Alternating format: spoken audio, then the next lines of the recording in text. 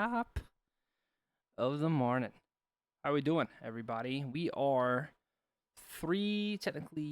end up 3 weeks into our season three, and things are starting to get spicy here. So let's talk about some of the matchups that have gone down, and recap some of the games that occurred. We had some good ones, and then we'll talk about some of these matchups. So, North Carolina prevails against Oregon. They improved to 2-0 after taking on two Pac-12 teams to start the year.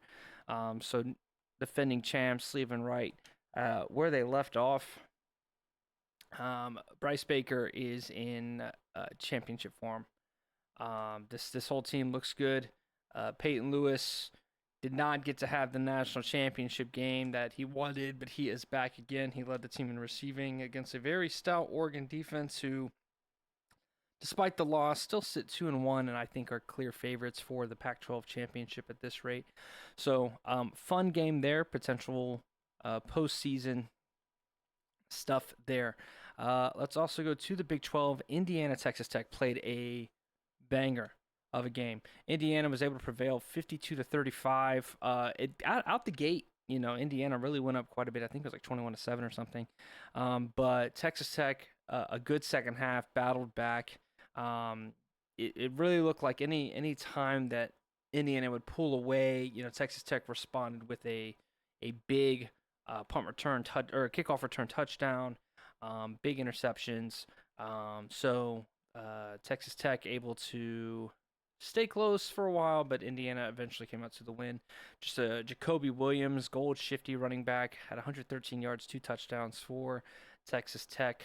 But it is the Handy era. Patrick Handy, 4 touchdowns, 429 yards, and 2 touchdowns on the ground. So 6 total touchdowns for Patrick Handy. I want to bring this guy up real quick. I want you guys to let's take a look at who this guy is, because this was a 5-star quarterback that just didn't get sniped by the rest of the league. He finds his way to Indiana. Patrick Handy, elite dev, 5-star quarterback. Let's take a look at this guy.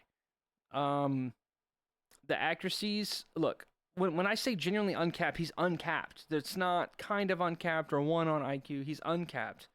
So as a redshirt freshman, he will be ridiculous. 93 throw power. Quickness, he's up to 91 speed, 97 acceleration.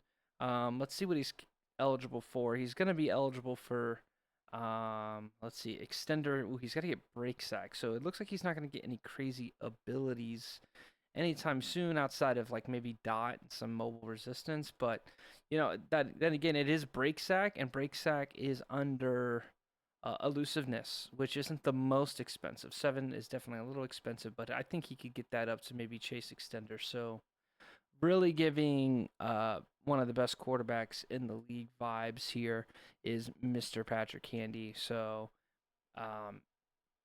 yeah, nasty work there. LSU with a force over Nebraska. Penn State and Arkansas had a close one after it looked like Penn State. Maybe that was kind of later in the game, but a 34-29 game there. Florida, maybe the early upset of the year, takes down Ole Miss. They came out hot, led by 14 in the first quarter, and I don't think they gave it up.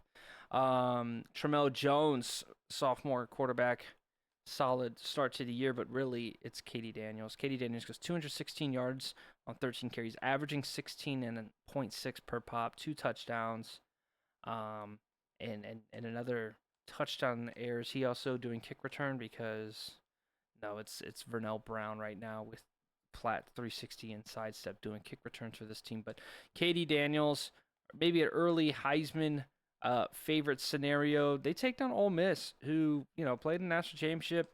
This is a team that's they're starting over at quarterback, but that's not a young guy. 96 overall, redshirt senior Darian Mensah. We looked at him in the preseason All-American, and he had a good game, but really just came down to can we stop the run? You looked in chat, and Ole Miss he was talking about how I got the best D line. Cam Franklin, Platt pocket disruptor. William Eccles, Platt pocket disruptor.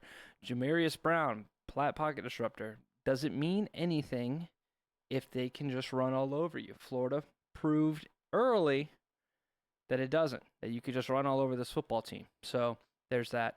Um, it's a big game by Florida, really powered by their big bowl win over Utah at the end of the year last year. Really, really brought them the positive momentum that they needed. Here's another upset that occurred late last night. Washington on the road against Notre Dame, Battle of the Gold Helmets. This one was back and forth. I mean, an incredible game from start to finish. Really, what I think mattered was the ability to limit the run game.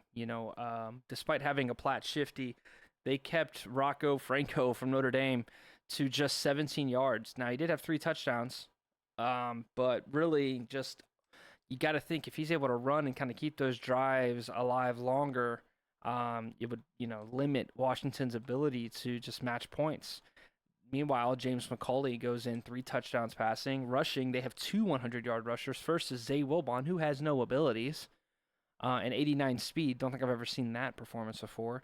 And then Daryl Kennedy, who does have Gold Shifty, but he is the 5-star quarterback that went to Michigan and is now transferred. And then the tight end, Brian Kordovich, big, fast, 6'4", 88 speed.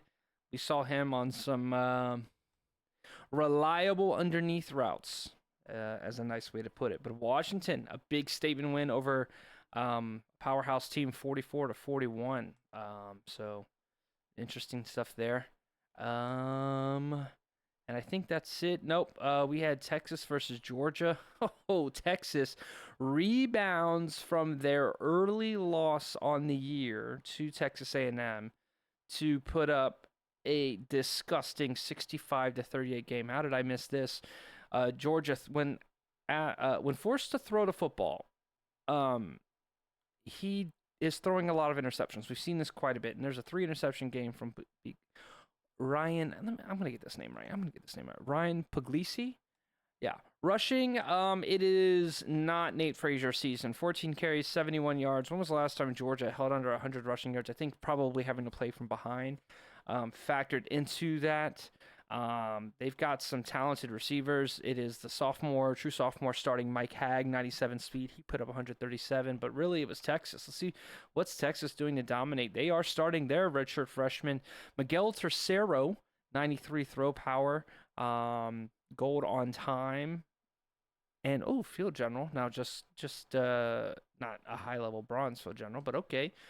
Their quarterback, running back group, we saw Jarrett Gibson, the 93 overall, 97 speed, Platt Shifty. He went for 129, 3 touchdowns. His backup, 94 speed, Gold Shifty, goes for 104, 2 touchdowns. So it was Georgia getting a taste of their own medicine, if you will. Whew, that was a game. Okay, so let's talk about this week. What do we have here? So I like this. Auburn USC should be a fun game. Both teams unbeaten. This one, it'll take place in Southern California. We've got LSU taking on North Carolina. Again, 2-2-0 teams, number 6 versus number 7. Warren gonna DM me about his schedule. You're like, dude, you're gonna give me 3 college football playoff teams? Schedule lies, but Warren's 2-0, so I would never give you anything that you couldn't handle. I think that's what the Bible says. Notre Dame looks to rebound, but it will be tough. They are on the road at Clemson. A night game, an 8 p.m. primetime game. What do they call themselves? Is it Death Valley? Does Clemson call themselves Death Valley? I feel like there's only so many valleys names that can go along with those. I don't know. There's a lot of valleys. I feel like Clemson. I don't know. I'm tripping. I'm liking this game. Miami versus Florida State. I played Miami. Balled Kevin. He's 2-1. And that is not a bad football team. I think I do think Pest matches up well against what Miami is struggling to do, which is move the football downfield and throw. I think if you come in against Pest and you can't move the football downfield, I think Pest is one of the better defensive players in the year. Let's do this. Pest catches a lot of flack for a guy that used to be a Super Bowl contender every year, and now he's not really in championships. But listen, Pest still got game. And one of the better defensive teams in this cycle has been Pest and Florida State. and I do think that's going to match up well. So let's give flowers. Big rivalry game in Tallahassee. We always love it when our Florida boys battle it out.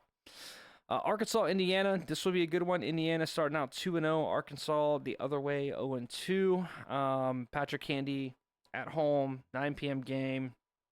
I'm expecting a big one and a big Heisman statement here. If he can put up almost 11 touchdowns in 2 games, that would be nuts. Utah at home this week. They host the number 1 overall A&M Aggies. I am not looking forward to that. While Utah has continued to improve, and we do sit at 3-0. Woo! It's going to be tough. Let me tell you that. Oklahoma, UCLA, that's going to be a banger. That takes place at UCLA in Pasadena. So Joey back this season, ready to compete again. That'll be a good early test here. How's this top 5 matchup? Alabama, Ohio State. 2 teams, 2-0. I am going to take Ohio State. They've kept their quarterback. They've kept a good chunk of their offensive players, and then that safety, Jeffrey Stoner, man, I'm excited to watch. So that'll be a game I have on my radar to watch. Tennessee, Wisconsin should be a fun one.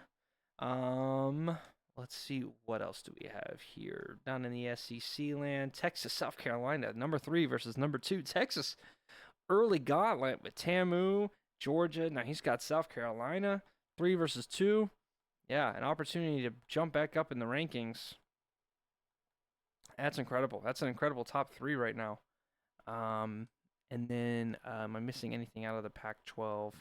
I'm not. Okay, so that'll be the look ahead to the game. So, yeah, super good start. Those upsets. Keep doing those streams. Keep tagging the College Football channel because these have been some fun ones. So, we will see you all next time. We have a top of the morning episode.